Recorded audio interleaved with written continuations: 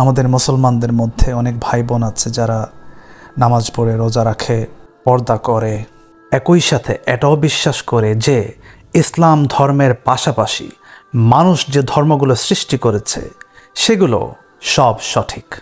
যেমন ধরেন এই মুসলমান মহিলা, উনি ফেসবুকে একটা স্ট্যাটাস দিয়েছেন, খুব সুন্দর সুন্দর কিছু ইসলামিক কথা বলেছেন উনি মানুষের জীবন নিয়ে। একদম শেষের দিকে তিনি এই কথাটা লিখলেন যে আসুন আমরা আমাদের যার যার ধর্ম অনুযায়ী সৃষ্টিকর্তাকে খুশি করার চেষ্টা করি। এই ধরনের কথা যারা বিশ্বাস করে তাদের উদ্দেশ্যে আমি বলতে চাই যে সৃষ্টিকর্তা একজনই এবং ওনার প্রেরিত ধর্ম হচ্ছে ইসলাম।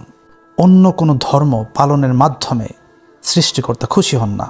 ওনার এই পোস্টে আমি কমেন্ট করে জানিয়ে দিয়েছি যে ওনার এই তত্ত্বটি ভুল, এবং পরবর্তীতে উনি ওনার ভুলটি বুঝতে পেরে উনি ওনার লেখাটা পরিবর্তন করেছেন এবং সঠিক তথ্য দিয়েছেন এবং আমাকে ধন্যবাদ জানিয়েছেন।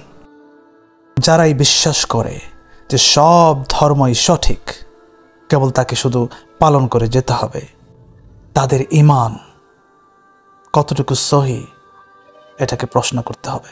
সব ধর্মই যে সঠিক এটা যদি কারো বিশ্বাস হয়ে থাকে তাহলে তাহার ঈমান চলে যাবে। আল্লাহ তাআলা বলছেন, আজ আমি তোমাদের জন্য তোমাদের ঈমানকে পরিপূর্ণ করেছি, তোমাদের প্রতি আমার অনুগ্রহ সম্পূর্ণ করেছি এবং ইসলামকে তোমাদের পথ হিসেবে বেছে নিয়েছি। আর যে ইসলাম ব্যতীত অন্যকে দিন হিসাবে চায় তার কাছ থেকে তা কখনই গ্রহণ করা হবে না এবং সে আখিরাতে ক্ষতিগ্রস্তদের অন্তর্ভুক্ত হবে।